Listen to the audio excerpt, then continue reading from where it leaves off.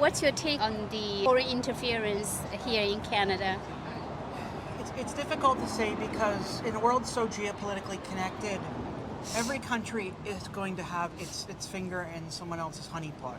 You'll always have China and U.S. politics, U.S. and China politics, U.S. and Taiwan politics, China and Taiwanese politics, as well as global politics around the world. And it's difficult because here in Canada, with foreign influence, it can easily tip parts of our election, maybe not overwhelm the system and make a radical change. However, there's definitely some underlying factors that are in play.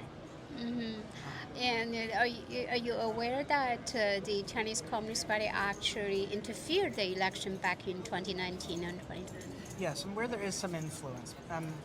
There has been records, of course, before that we're aware of.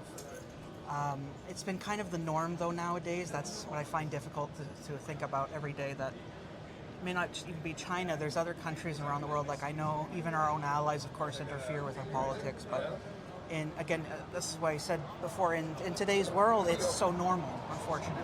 What are we going to do in a world where we have so many different peoples from different countries? Of course, people are going to bring influences and cultures from those countries, which I have nothing wrong with at all.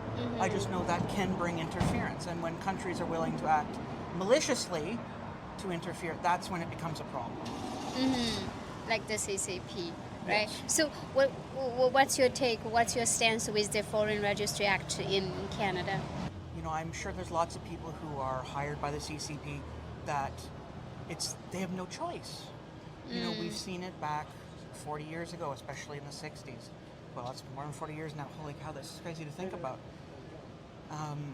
Where, you know, people would just be forced to go do these things, and it's still happening around the world in many countries, and it's extremely unfortunate that we're seeing this. But if they are hired by the CCP and do the evil deeds for the CCP against against Canada, then that be held accountable, and then should be a way to take them into custody. I think, frankly, there should be a way to take them into custody. However, everyone deserves a fair trial.